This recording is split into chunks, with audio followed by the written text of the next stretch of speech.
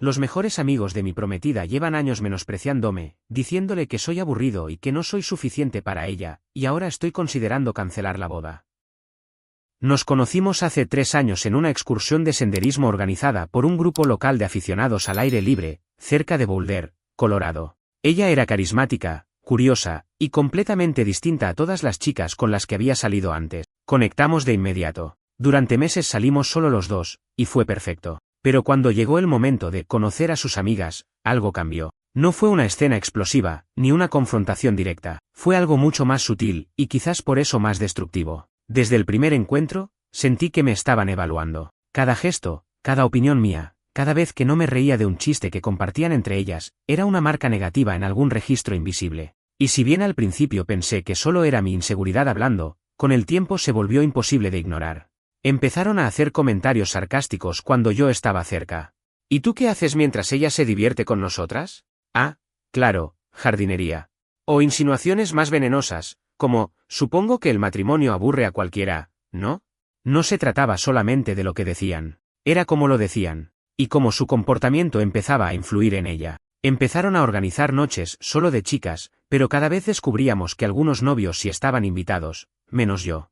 O le sugerían que explorara más antes de atarse a alguien tan básico. A veces, incluso la incitaban a hablar con otros hombres, como si no existiera una relación seria. Todo esto, claro, en nombre de la diversión o la libertad femenina. Al principio lo hablé con ella. Le dije que me sentía desplazado, y que no entendía por qué no ponía límites cuando ellas cruzaban esa línea. Su respuesta fue siempre la misma: ellas solo bromean. Te estás tomando las cosas demasiado en serio. Pero yo me pregunto, ¿en qué universo es gracioso que tus amigas le presenten a tu prometida a otros hombres en una noche de copas? No soy alguien posesivo. Ella puede tener las amigas que quiera, hacer los planes que le apetezcan, y tener su espacio. Pero esto ya no se trata de espacio, se trata de respeto, de límites, de sentido común. Yo no invado su círculo de amigas, pero ellas, desde hace 3 años, han invadido nuestra relación. Y cada vez que le pido que lo enfrente, ella actúa como si el problema fuera yo.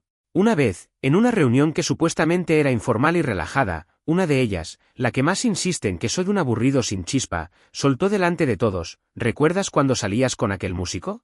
Él sí que sabía cómo hacerte reír, como si necesitara recordarle que alguna vez fue más feliz. Ella se rió, incómoda, pero no dijo nada. Yo tampoco. No por cobardía, por no arruinarle la noche. ¿Pero cuántas noches tengo que guardar silencio para no incomodarla?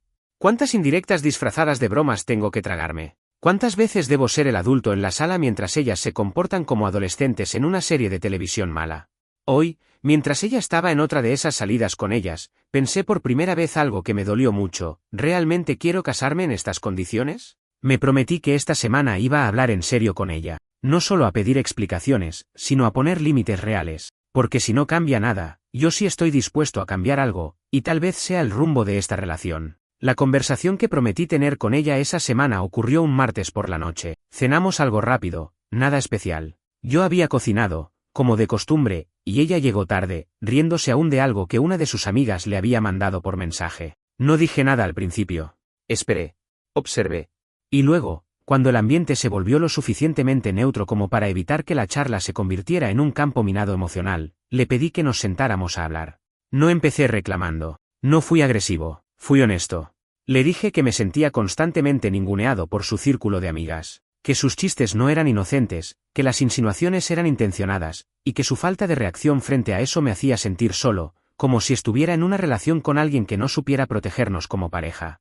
Ella se puso tensa, como si ya supiera exactamente a dónde iba la conversación. Me escuchó con los brazos cruzados. Cuando terminé, su primera reacción no fue empatía, fue una defensa automática. ¿Otra vez con esto?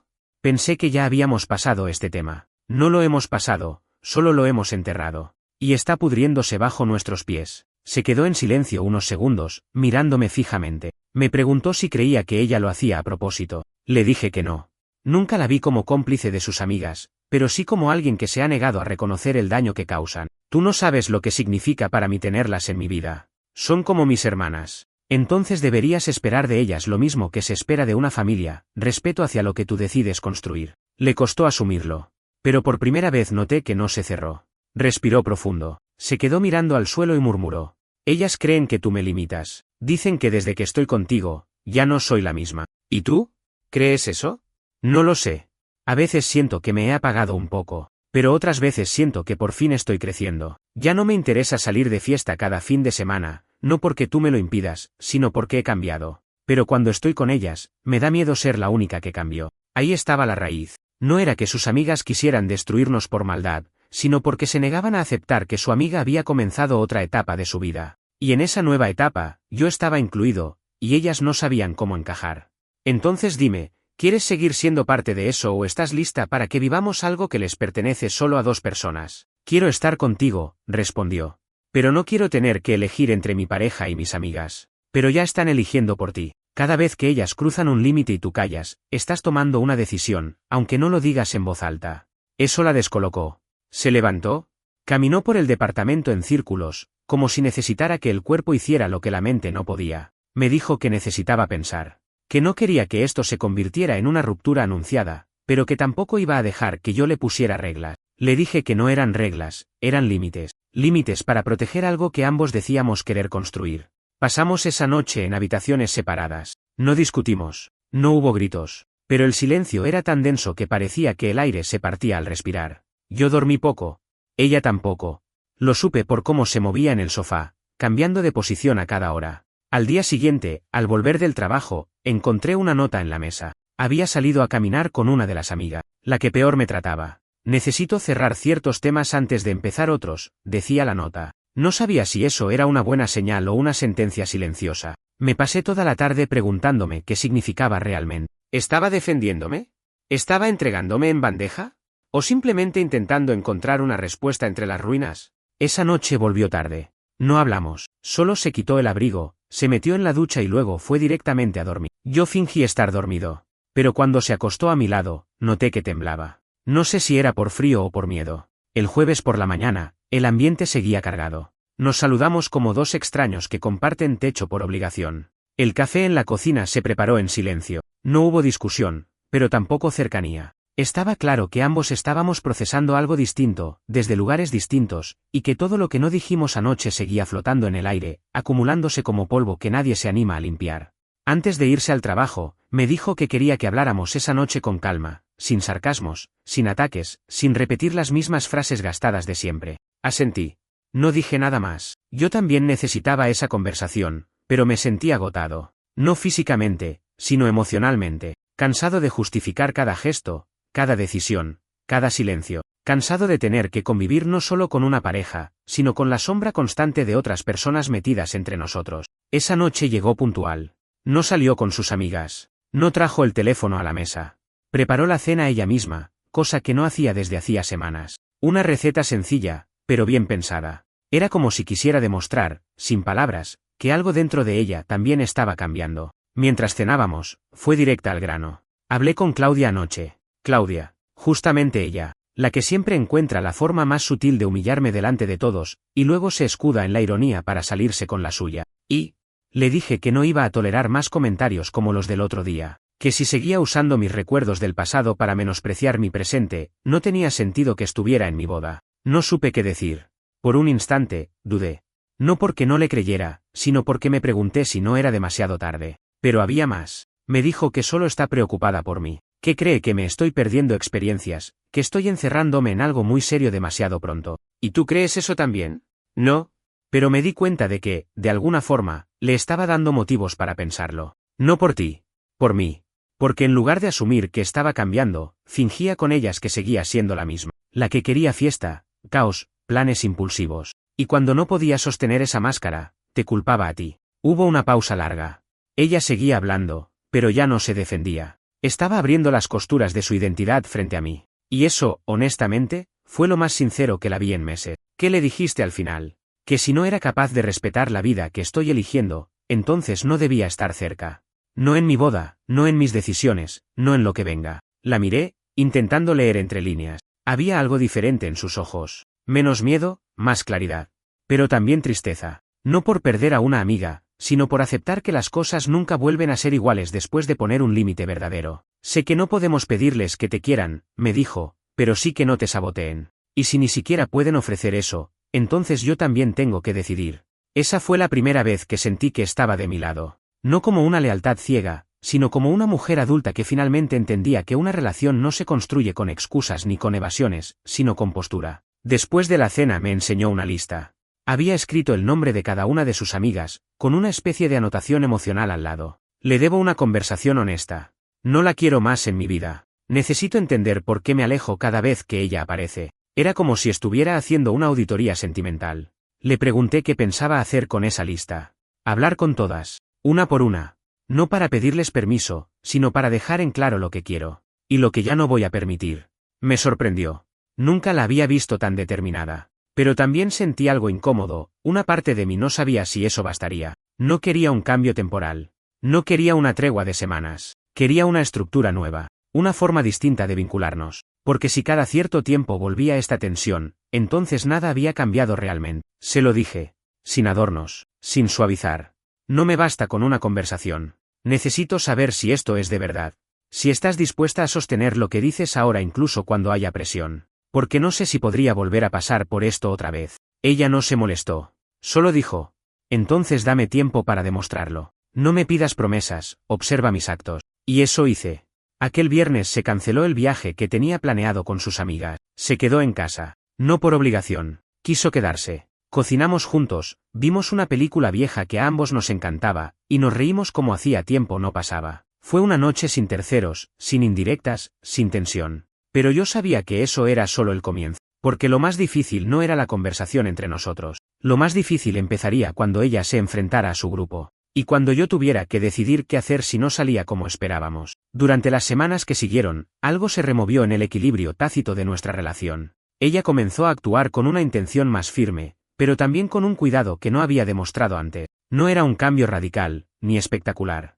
No hubo discursos largos ni gestos exagerados, solo pequeñas decisiones consistentes, y eso, curiosamente, fue lo que más me impactó. Ya no posponía nuestras conversaciones importantes por atender llamadas de sus amigas. Ya no las justificaba automáticamente cuando algo que hacían me incomodaba. Por primera vez en 3 años, sentí que teníamos una intimidad libre de intromisiones externas. Y sin embargo, detrás de todo eso, sabía que se estaba librando otra batalla en paralelo. Una que no presenciaba directamente, pero que intuía por los silencios, las miradas largas frente al celular, y las respuestas tardías que daba cuando le preguntaba cómo estaba. Un sábado por la tarde, me preguntó si podía invitarme a una reunión pequeña. Una cena con solo 2 de sus amigas, las menos tóxicas, según ella, que querían hablar directamente conmigo. No supe cómo reaccionar al principio. Me sentí observado, como si fuese un proyecto a evaluar.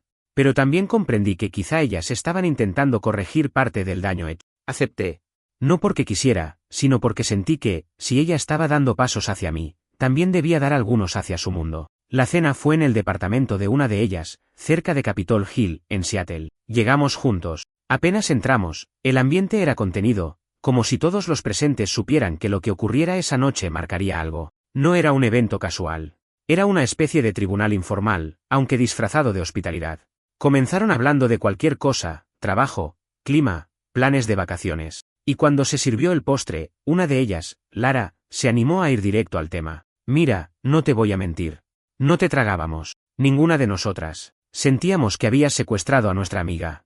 No reaccioné de inmediato. Lo había escuchado antes, pero no con tanta crudeza. Pero ella no había terminado. Pero también nos dimos cuenta, hablando entre nosotras, de que nunca intentamos realmente conocerte. Solo te juzgamos porque no eras como sus ex. No eras escandaloso, ni espontáneo, ni un desastre andante. Y eso, para nosotras, significaba aburrimiento. Pero a lo mejor nos equivocamos. Fue una confesión extraña. Ni una disculpa completa, ni una ofensa directa. Más bien una admisión a medias. La otra amiga, sin decir mucho, solo agregó. No queremos ser el motivo por el que terminen mal. Y si ella está cambiando, quizá nosotras también deberíamos intentarlo. Yo no respondí con elogios, solo dije la verdad. No busco que les caiga bien, solo que entiendan que hay una línea, y que si siguen cruzándola, no habrá lugar para ninguna paz. Y entonces se hizo el silencio. Largo, incómodo, pero también necesario. No había rencor en mis palabras, solo límite. Un límite que llevaba 3 años reprimiendo. Esa noche, al regresar a casa, ella no dejó de mirarme durante todo el camino. No dijo nada, pero su mano no soltó la mía ni un segundo. Al llegar, me abrazó durante un buen rato sin decir una palabra. ¿Sabes qué sentí hoy? Me dijo después, que por fin dejé de pedir permiso. Y fue liberador. Yo no dije nada. Solo asentí. No quería arruinar ese momento con una reflexión innecesaria. Había entendido que ella necesitaba pelear esas batallas con su voz, no con la mía. Días después, sin que yo lo esperara, me mostró algo, una lista reducida de sus damas de honor. Muchas de sus amigas habían sido excluidas. No fue fácil, me explicó. Pero tampoco fue tan difícil como pensaba. Algunas ya no tenían mucho que decirme. O me respondieron con sarcasmo. O con desprecio. Me di cuenta de que a muchas solo les gustaba la versión de mí que estaba rota o en modo fiesta.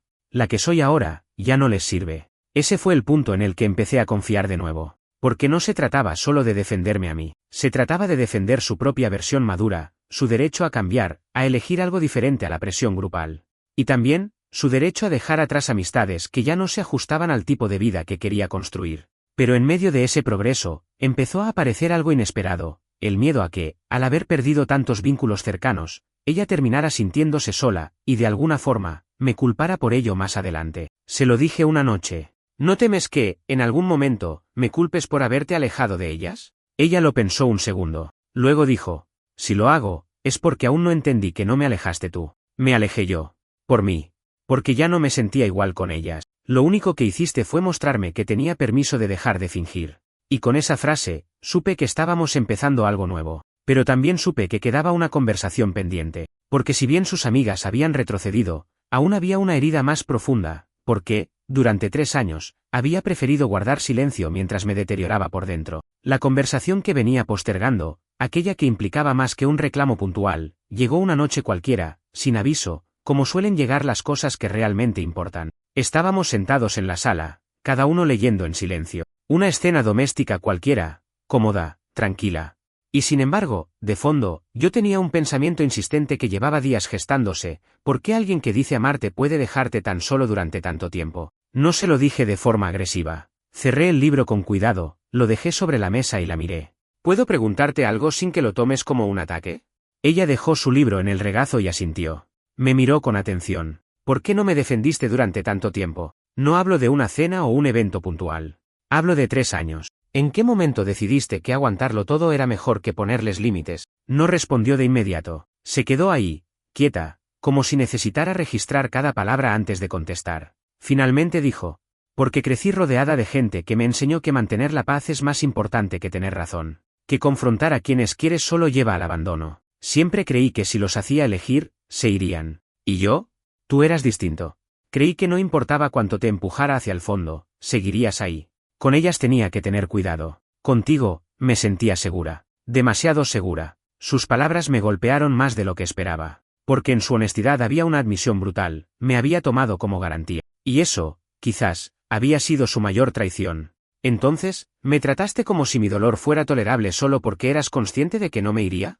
No fue tan racional, respondió rápido. Pero sí, creo que parte de mí lo creyó. Que eras fuerte, paciente, que podías con eso. Y por eso prioricé mantener a las otras personas contentas. La sinceridad, aunque incómoda, era exactamente lo que necesitaba escuchar. No porque fuera fácil de perdonar, sino porque finalmente ponía nombre al elefante en la habitación. No soy invulnerable. Te lo juro, hubo noches que me acostaba contigo al lado y me sentía más solo que cuando vivía solo. Ella se levantó del sillón y vino hacia mí. Se arrodilló frente a mí, tomó mis manos, y por primera vez la vi temblar. Lo sé. Y no sé cómo compensarlo. No puedo deshacer lo que ya permití, pero puedo asegurarme de que nunca vuelva a pasar. ¿Y si pasa? Entonces, esta vez, espero que no tengas que decírmelo tú, que yo lo vea antes, porque si no puedo aprender eso, no merezco que te quedes. Ese tipo de diálogo no soluciona las cosas mágicamente, no borra lo vivido, no reescribe los silencios, pero abre una puerta. Y yo decidí atravesarla. Durante las semanas siguientes, algo cambió definitivamente, no solo en ella, en mí también.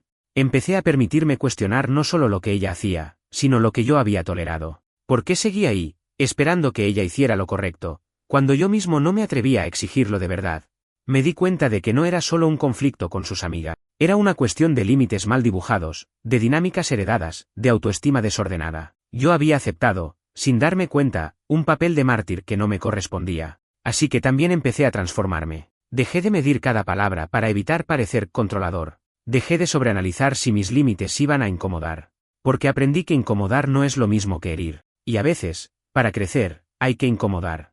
Ambos empezamos a ir a terapia juntos. Solo un par de sesiones para empezar, pero lo suficiente como para descubrir que la raíz de todo esto estaba menos en sus amigas y más en lo que representaban para ella, una identidad que no quería perder, y que creía que era incompatible con su nueva vida conmigo. Pero lentamente, fue entendiendo que no era una elección entre ellas o yo, sino entre seguir estancada en una versión antigua de sí misma o evolucionar hacia algo más auténtico. Claro, no todo fue armonía. Hubo recaídas, momentos donde un mensaje de alguna de ellas reabría viejas heridas, un comentario malintencionado, una foto en redes que parecía más provocación que recuerdo. Pero esta vez, ella no dudaba. Respondía. Actuaba. No me pedía que entendiera sola su lealtad, la demostraba. Una noche, después de cenar en casa de sus padres, donde nos trataron como si fuéramos un matrimonio de 30 años, lo cual, de alguna forma, fue reconfortante, me miró fijamente y dijo, ¿sabes qué me duele más de todo esto? Que me tomó perder casi todo mi círculo cercano para darme cuenta de que no eran reales, que en lugar de alegrarse por lo que tengo, querían que siguiera siendo parte de su miseria compartida. Pero tú saliste de ahí. Sí, pero lo hice demasiado tarde. Le acaricié la cara. Sonreí. Tal vez no. Tal vez lo hiciste justo a tiempo. Y por primera vez en mucho, me sentí en paz. No porque todo estuviera resuelto, sino porque, al menos, estábamos dejando de vivir en negación. Pero quedaba una última prueba. Algo que pondría a prueba todo lo que habíamos aprendido, y que se acercaba más rápido de lo que pensábamos, la boda. La planificación de la boda fue, en muchos sentidos, el campo minado definitivo. Durante meses habíamos aprendido a caminar sobre nuestros desacuerdos, a poner límites, a negociar con lo no dicho. Pero una boda, y especialmente una con familia compleja y amistades en transición, convierte cada pequeño detalle en una batalla estratégica. Y eso se notó desde el primer momento en que empezamos a cerrar la lista de invitados. La tensión se instaló de nuevo cuando nos sentamos frente al archivo compartido con los nombres. Había varias personas que ella había decidido no invitar, antiguas amigas, 2 de ellas parte del círculo problemático, pero también algunas otras que, según ella, no quería lastimar. Yo no objeté directamente, pero era evidente en mi cara que no estaba convencido. Lo notó de inmediato. ¿Qué? Me preguntó sin rodeos. Nada, respondí. Error clásico. No di lo que piensas. No hemos llegado hasta aquí para volver a tragarnos las cosas. Respiré hondo. Lo dije sin rabia, pero con toda la honestidad que tenía. Si invitas a personas que sabes que nos han hecho daño, que se han burlado de nuestra relación, o que directa o indirectamente han tratado de separarnos, ¿qué mensaje estás enviando? Ella se quedó en silencio. El tipo de silencio que no es por reflexión, sino porque alguien ha tocado justo donde duele. No lo hago por ellas, lo hago por mí, porque quiero demostrar que no me afecta, que puedo tenerlas enfrente sin que me desestabilicen. ¿Y a costa de qué? ¿De una ceremonia que debería ser solo para celebrar lo que hemos construido? ¿De tu tranquilidad real? ¿O de la mía? Ahí lo entendió. Su idea de fuerza seguía, de algún modo, atada a demostrarle a otros que podía soportar cualquier cosa sin romperse. Pero eso no es fortaleza. Es resistencia mal entendida. Y nuestra relación no necesitaba más resistencia, necesitaba verdad. Pasaron 2 días, no hablamos más del tema. Y una noche, al volver del trabajo, me dejó sobre la mesa la lista impresa. Había varias tachaduras, nombres que antes estaban, ya no figuraban. ¿Estás segura? Le pregunté. Más que nunca, porque entendí que este día no es para proyectar nada. No es para que nadie vea qué tan madura soy o qué tan civilizados podemos ser. Es para nosotros. Y si alguien no cabe en ese nosotros, entonces simplemente no tiene por qué estar. Había algo simbólicamente hermoso en ese gesto. No era solo una lista. Era la primera vez que la veía trazar una línea de verdad, no con palabras, sino con acción concreta. Y aún más importante, sin necesidad de dramatismo. Simplemente lo hizo, porque era lo correcto. Claro que no todos lo tomaron bien. Hubo mensajes, llamadas, indirectas en redes, pero esta vez, ella no se inmutó. No cayó en explicaciones, ni justificó sus decisiones. Respondió con una única frase. Estoy protegiendo algo que me costó mucho construir. Y no tengo espacio para quien no lo respete. No era perfecto, seguía habiendo incertidumbre, pero por primera vez, esa incertidumbre no me paralizaba. Me sentía acompañado, no en una ilusión de pareja, sino en una alianza real. Habíamos aprendido a mirarnos sin disfrazar lo incómodo, a hablar sin rodeos, a aceptar que crecer en pareja no es sincronizar todo el tiempo, sino aprender a reconciliar versiones distintas sin perderse en el camino. El día de la boda se acercaba. Los preparativos continuaban. Invitaciones enviadas, catering elegido, ceremonia sencilla pero íntima planeada en un campo cerca del lago Chelan, un lugar donde habíamos hecho nuestra primera escapada juntos. Nada ostentoso, pero profundamente nuestro. Una semana antes de la ceremonia, ella recibió un mensaje de una de las amigas excluidas. No sé qué decía exactamente, solo sé que la vi leerlo, suspirar, y luego simplemente borrar el hilo sin contestar. Luego vino hacia mí, se sentó a mi lado y dijo: «No sabes cuánto hubiera dolido esto hace un año. Hoy, solo me dio lástima. ¿Por ella? No. Por la versión antigua de mí, que habría hecho cualquier cosa para que me aceptaran». Y nos quedamos ahí, en silencio, pero esta vez no era un silencio tenso, era uno lleno de alivio, como si, después de años, hubiéramos llegado finalmente a una orilla firme. Esa noche preparamos juntos las últimas cosas, los nombres para las mesas, la música, los detalles más pequeños. Y mientras ella colocaba los anillos en una caja de madera que había mandado a hacer con una frase tallada que decía lo que resistimos, lo transformamos, entendí que este camino, aunque roto en muchos tramos, había valido cada paso. Quedaba solo un detalle pendiente, el discurso. El suyo y el mío. Y aunque aún no sabíamos exactamente qué íbamos a decir frente a todos, los dos sabíamos lo más importante, que esta vez, ya no había nadie más en medio. Solo ella, solo yo.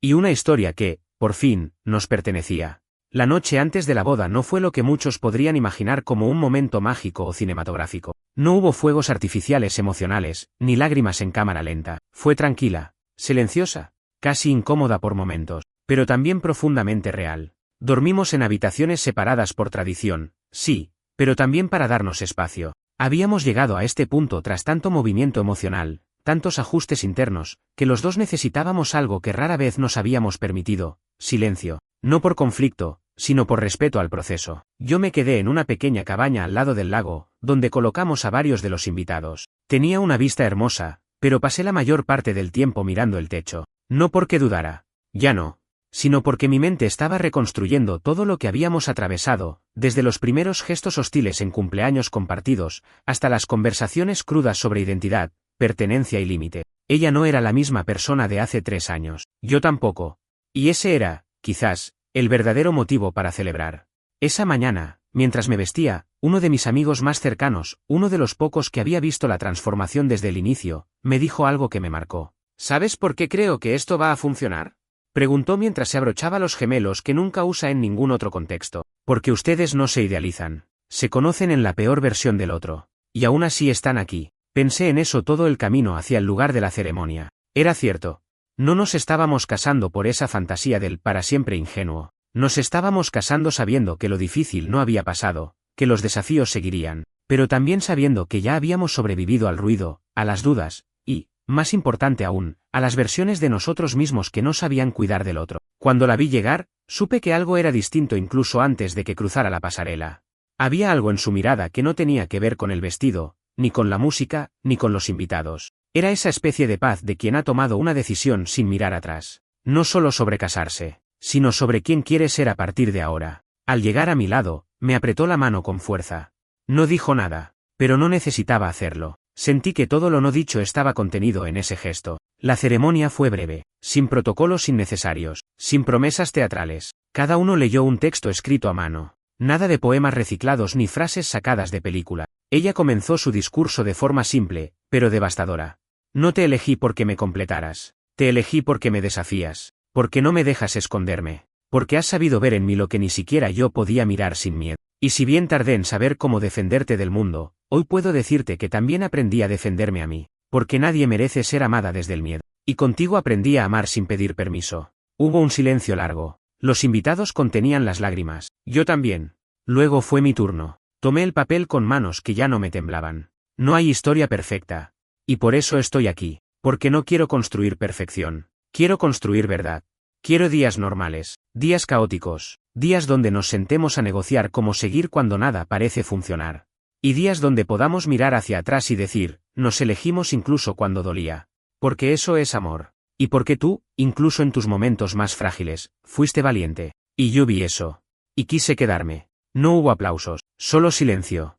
Y luego, una respiración compartida. Como si todos los que estaban allí hubieran soltado el aire contenido. Después del sí, todo pareció fluir con una naturalidad casi absurda. La recepción fue íntima, con música suave, sin pistas de baile obligatoria. La conversación giraba en torno a anécdotas reales, no a chismes de redes ni comparaciones con otras bodas. Y lo más impactante, varias de las amistades que ella había conservado, esas pocas que habían decidido crecer con ella en lugar de boicotearla, se acercaron a mí. No para justificarse, ni para ganarse mi simpatía, sino para compartir algo que hasta ese momento no había oído de nadie de su círculo. No sabíamos cómo estar para ella cuando dejó de ser una más. No supimos acompañarla cuando empezó a pensar distinto. Pero si hay algo que quedó claro, es que ella ya no necesita que la validemos. Y eso es mérito de ustedes dos. Eso fue, quizás, el regalo más inesperado del día. Al caer la noche, ya lejos del bullicio, nos sentamos a orillas del lago, los zapatos en la mano, los pies sumergidos en el agua helada. Ella me miró con una sonrisa extraña,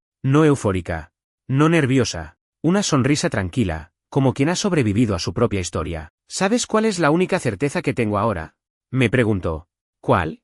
Que si algún día esto no funciona, no será porque alguien se metió entre nosotros, será porque dejamos de luchar. ¿Y si eso pasa, crees que lo veremos venir? Lo sabremos, dijo. Pero espero que cuando llegue, si llega, sigamos eligiéndonos, porque ahora ya sabemos lo que cuesta llegar hasta aquí. Y nos quedamos en silencio otra vez. Pero, como en las últimas veces, fue un silencio compartido, no vacío. Y así, sin fuegos artificiales ni promesas de eternidad, comenzó lo que ahora llamamos nuestra vida. Imperfecta, incierta, pero, por fin, verdaderamente nuestra. 6 meses después de la boda, la vida no se convirtió en una postal romántica ni en un desfile de perfección. Seguimos siendo dos personas con historias previas, con traumas, con costumbres distintas, pero esa incomodidad compartida ya no nos asustaba. Habíamos aprendido que el verdadero peligro no eran nuestras diferencias, sino el silencio mal gestionado, el hábito de ceder sin hablar, de quedarse callado por miedo a molestar. Eso, lo habíamos dejado atrás. Nos mudamos a una casa un poco más alejada del centro, con un pequeño jardín que ella insistió en cuidar, aunque no tenía la menor idea de jardinería. Yo, que siempre preferí los entornos controlados y previsibles, descubrí cierta calma en el hecho de verla ensuciarse las manos para salvar una planta casi muerta. Había algo simbólico en eso. Algo que me recordaba nuestra historia, regar lo que parecía quebrado, insistir donde muchos se rinden. Lo que sí fue inesperado fue la reacción de su entorno. A pesar de haber hecho una limpieza emocional importante antes de la boda, algunos viejos vínculos intentaron regresar. Una examiga le escribió después de meses de ausencia, justo cuando ella compartió en redes una foto de nuestra luna de miel. Nada directo, claro. Solo un comentario sarcástico disfrazado de cortesía. Ella lo leyó en voz alta, se rió, y luego lo borró. Sin responder, sin dudar, sin explicarse. ¿Te diste cuenta? Me dijo esa noche. Ya no siento que tenga que justificar lo que soy. Ni lo que elegí. Nunca antes me había pasado. Esa frase me acompañó durante días. Porque era cierto. Lo que habíamos ganado no era solo una relación funcional. Era una nueva manera de habitar el mundo. Más firme. Más auténtica. Más nuestra. Claro, las diferencias seguían ahí. Ella seguía siendo más sociable que yo, más dispuesta a experimentar, a tomar decisiones sin plan previo. Yo seguía siendo metódico, más reservado, y probablemente más terco. Pero la diferencia ahora era que nuestras individualidades ya no nos hacían chocar. Nos enriquecían. Y algo más curioso pasó. Empezamos a generar nuevas amistades, gente con la que podíamos construir desde cero, sin tener que reeducar, sin tener que defendernos de antiguas dinámicas. Eso fue, para mí, uno de los indicadores más claros de que habíamos dejado atrás una etapa. En una de esas reuniones con esta nueva tribu, alguien nos preguntó cómo sabíamos que queríamos casarnos. Ella respondió antes que yo. Porque cuando estábamos en crisis, él no buscó ganar la discusión, buscó entender qué me dolía. Y yo, por primera vez, dejé de tenerle miedo a decepcionar a otros para poder empezar a ser honesta conmigo misma. Yo no dije nada. No hacía falta. Ella había dicho lo esencial. También aprendimos a normalizar el desencuentro, a tener discusiones sin que el amor se pusiera en duda, a dejar espacio cuando era necesario, a no temer a los silencios incómodos, porque entendimos que una relación sólida no es la que evita los problemas, sino la que sabe reconocerlos a tiempo y se atreve a enfrentarlos antes de que se vuelvan rutina. Una tarde, mientras limpiábamos la casa, encontramos una vieja libreta suya. En la primera página, escrita con lápiz borroneado, decía: no quiero ser la versión que otros esperan. Quiero ser la que aún no conozco. Le pregunté si la había escrito antes o después de que empezáramos a salir. Antes, dijo. Pero no sabía qué significaba hasta que estuvimos al borde de perdernos. La vida siguió, como siempre lo hace. Algunos días fueron extraordinarios, otros absolutamente grises. Tuvimos semanas de cansancio, de rutinas agotadoras, de pequeños roces, pero cada vez que la duda intentaba colarse, bastaba con recordar todo lo que habíamos superado. No desde la nostalgia, sino desde la conciencia de que elegirse cada día no es una promesa vacía, sino un ejercicio constante.